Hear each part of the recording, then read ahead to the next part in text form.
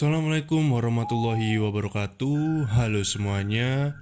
Jumpa lagi dengan saya Chow Sing Sing, kurator dari podcast Horror Night Story.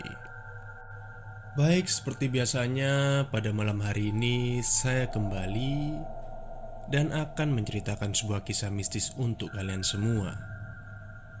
Dan kisah mistis kali ini bukan datang dari orang lain ya, melainkan datang dari diri saya sendiri selaku korban.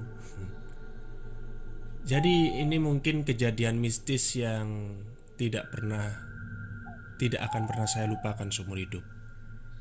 Kejadian mistis yang saya alami waktu menginap di kontrakan teman saya yang ada di Surabaya. Oke, singkat cerita, waktu itu pokoknya ini kejadiannya 1,5 tahun yang lalu. Waktu itu saya masih kuliah, ya semester akhir, semester 14. Nah, ini kan saya kalau setiap hari Kamis itu pulang ke rumah. Terus tiba-tiba ini ada teman saya, namanya Adi. Dia itu ngubungin saya, katanya mau pulang bareng. Ya ayo, tapi hari Jumat, karena hari Jumat pagi itu dia ada urusan di kampus. Cuma ini sekedar pemberitahuan aja, kampus kami itu berbeda. Tapi satu SMA dulu, beda kampus aja, makanya kontrakannya juga beda. Nah, sebenarnya sih saya nggak mau ya, maksudnya itu males aja gitu. Soalnya pingin cepet-cepet pulang. Tapi kok adinya ini maksa, kayak ya gimana ya, akhirnya ya saya nemenin lah. Nemenin, terus saya perjalanan menuju kontrakannya. Sekitar jam 5 baru sampai.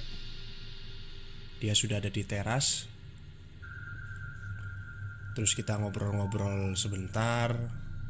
Ternyata dia ini teman-temannya pada pulang semua, makanya dia sendirian di kontrakan, minta ditemenin. Oke, dia sih nggak ngomong apa-apa tentang kontrakannya, nggak ada ngomong apa-apa masalah apa itu. Terus sekitar kita ngobrol ya sampai ya maghriban lah. Maghriban itu dia nyalain lampu teras. Terus yang di dalam ini, ruang tengah ini nggak dinyalain. Kontrakannya itu kecil ya, cuma ada 2 kamar, terus kamar mandi itu, terus dapur di belakang. Terus aku tanya kan, ini kenapa kok lampu tengahnya kok nggak dinyalain, gelap, konslet katanya gitu. Ya jadi dia ngakalinya itu ngidupin 2 lampu yang ada di kamar itu, 2 kamar itu, supaya cahayanya bisa keluar ke apa itu namanya, ruang tengah, dibuka pintunya. Terus kita akhirnya, dia punya PS kan di kontrakan itu, punya temennya mungkin. Kita main PS. Nggak terasa sampai jam 9 malam. Jam 9 malam. Karena sudah mata ini udah panas ya, pegel lah. Akhirnya berhenti. Akhirnya kita nonton TV waktu itu. Saya ingat itu waktu itu nonton film Karate Kid. Nah, pas nonton, enak-enak nonton itu, saya sama Adi itu mencium kayak bau gosong gitu.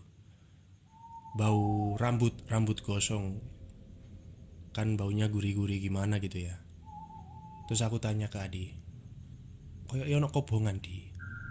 Kayaknya ada bakar-bakaran ini, Di." "Iya, tetangga mungkin," kata Adi gitu.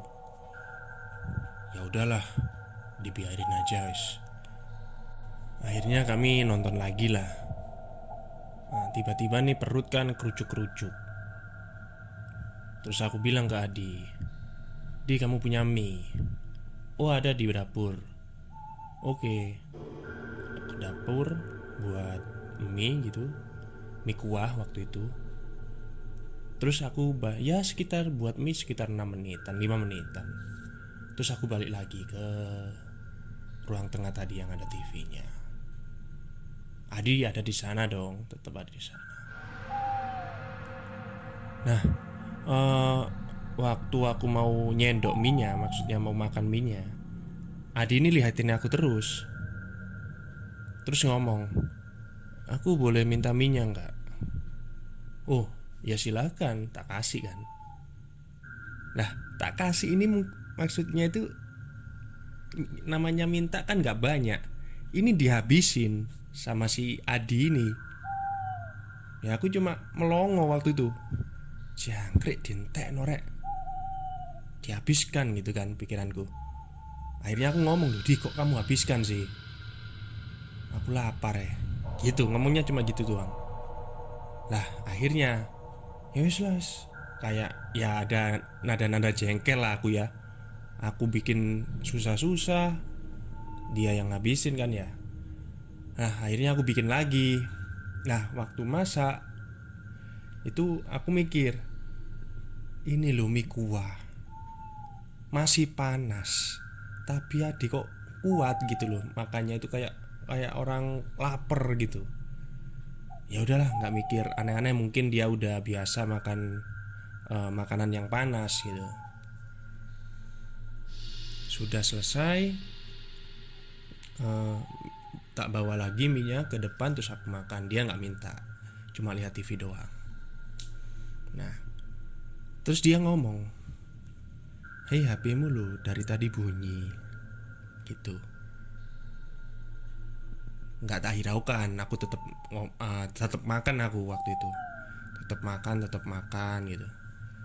Terus si Adi ngomong, "Coba mungkin ada pesan atau telepon yang masuk." Tetap aku nggak hiraukan, cuma ngomong, "Alah Dip, mungkin anak-anak atau adikku mungkin yang WA, biasanya kan aku hari Kamis pulang gitu, kok belum sampai." "Oh gitu ya." Adi cuma ngomong gitu.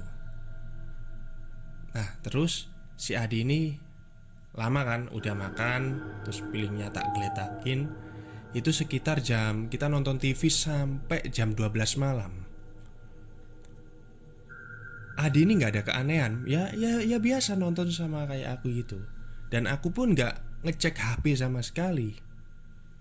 Tahu kan maksud alur ceritanya kemana, tahu kan ini. Lah, Adi akhirnya izin ke kamar mandi. "Bentar ya, aku mau ke kamar mandi." Ngomong aku gitu. "Oh iya." Kamar mandinya ini kan ada lampunya, cuman tahu nggak sih apa, kayak pintunya itu pintu dari plastik. Jadi kalau ada lampu hidup di kamar mandi itu kan kesentrong ke apa ya, cahayanya itu transparan ke pintu itu tadi. Lah, dia udah ngidupin lampunya, masuk. Aku tahu itu masuk. Lama banget. Kok ya sekitar 1 jaman lah. Kok nggak ada suara biur-biur, maksudnya itu suara air gitu kan. Apa mungkin dia sakit perut kok lama. Tapi bener-bener hening waktu itu, nggak ada suara sama sekali. Ya akhirnya ya aku biarin aja, mungkin sakit perut gitu kan. Nah terus HP aku kan bunyi lagi itu. Bunyi. Nah itu baru aku, maksudnya aku baru pegang HP itu. Tak lihat, loh, ternyata ini WA-nya si Adi. Loh, ngapain anak ini di dalam kamar mandi WA aku? Nah, di dalam WA itu dia ngomong. Aduh lupa nggak apa, udah hilang itu screenshotannya. Dia ngomong gini, "Zul, aku sekarang di kamar, kamu kesini," gitu katanya. Ngomong gitu. Tapi sebelum-sebelumnya itu panjang, masih ada, tapi aku lupa. Pokoknya intinya itu dia ngomong yang sama aku itu bukan Adi, bukan dia. Terus ngomong yang terakhir, pesan terakhir itu yang aku apa nerima itu, "Zul, aku sekarang ada di kamar."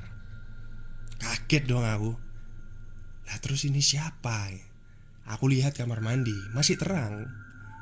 lampunya masih ke terawang kan dari pintu itu. Akhirnya aku memberanikan diri ke kamar. Dan karena lampu kamarnya si Adi ini nggak terang-terang amat, ya saya masih neliti lah bener nggak yang di kasur itu si Adi. Jadi waktu itu memang bener dia itu ditutupin sama bantal-bantal sama guling banyak gitu. Terus di sampingnya itu ada Al-Quran gitu. Loh, di terus dia buka buka apa itu namanya gulingnya. Zul Zul sini Zul sini Zul gitu kan. Aku langsung loncat dong, ya yakin kalau ini memang Adi gitu kan. Loncat ke kasur. Terus si Adi, goblok, itu pintunya tutup dulu. Ya aku nggak berani. Wong gimana abis kena prank kayak gitu tadi. Kamu aja di, kamu aja di, aku ngomong gitu kan. Yesus, ayo ayo ayo. Wong luru, dua kita berdua. Berdiri terus nutup pintunya, jegrek. Nah, ini kita nunggu sampai subuh ini di dalam kamar. Nggak bisa tidur tapi. Nah, selama kita di dalam kamar itu ruangan, ya di luar ruangan itu penuh dengan suara kayak apa, gelas jatuh, kerompang kerompang gitulah. Mas parah. Pagi akhirnya kita nggak tidur itu. Subuh jam 6 pokoknya, jam setengah 7 mandi. Aku ikut tadi ke kampus itu tadi. Itu langsung kita pulang, wis nggak balik lagi ke kontrakan. Nah, di dalam perjalanan pulang, kita kan ke kampusnya Adi dulu. Saya kan ke kampusnya Adi dulu. Waktu aku ke kampusnya Adi, terus dia ngomong, sebenarnya waktu kamu bikin mie yang pertama itu ya, itu Adi itu ngecium lagi bau kayak rambut terbakar. Yes, kayak bulu terbakar itu. Dia penasaran kan. Akhirnya dia berdiri terus ngecek gitu sampai ke teras rumah. Kok nggak ada petunjuk gitu loh. Akhirnya dia balik lagi dong. Lah, pas balik lagi itu di ruang tengah itu, di depan TV itu ada sosok yang mirip banget sama dia. Ya bajunya ya semuanya. Nah, dia langsung mikir, wah ini jadi-jadian ini. Wis gak kaget lagi, jelas ini setan ini, mikirnya dia gitu dong. Nah, akhirnya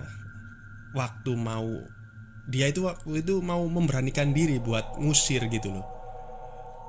Waktu mau negor, maksudnya ngusir si jadi-jadian ini, setan ini. Si setan ini noleh ke Adi. Ya wajahnya kan mirip, tapi sambil melotot. Nah, Adi keder, takut. Mundur dia, akhirnya masuk ke kamar. Nah, itu kejadian aslinya itu seperti itulah. Aku bikin selesai bikin mie, langsung masuk ke ruang tengah itu tadi. Ya kan tak pikir Adi, ternyata bukan gitu loh. Lah, Adi itu berusaha WA terus nelpon aku terus, tapi nggak aku hiraukan gitu loh. Tapi tadi setannya ya ngingetin sih. Ya udahlah, mungkin sudah takdir gitu ya bertemu dengan dia. Nah, itu aja sih ceritanya. Mungkin sekilas mirip cerita. Pernah gak sih dengar cerita yang apa itu namanya, mahasiswa yang kuliah malam ternyata dosennya itu gak ngajar. Yang dosen yang ada di depan mahasiswa itu ternyata hantu. Ya mungkin mirip itu, tapi beda lah. Ini memang benar-benar real saya alami. Dan saya gak balik ke kontrakannya Adi lagi waktu itu. Oke, mungkin itu saja yang bisa saya ceritakan malam ini. Maaf kalau agak tergagap-gagap ya ceritanya, karena Saya juga berusaha mengingat-ingat kejadiannya waktu itu. Sebenarnya saya waktu itu punya screenshotannya WA saya sama Adi itu. Cuman ini hilang kayaknya. Sudah saya cari sih kemarin, gak ada. Oke, mungkin itu saja cerita dari saya. Kurang lebihnya saya mohon maaf. Selamat malam dan selamat beristirahat.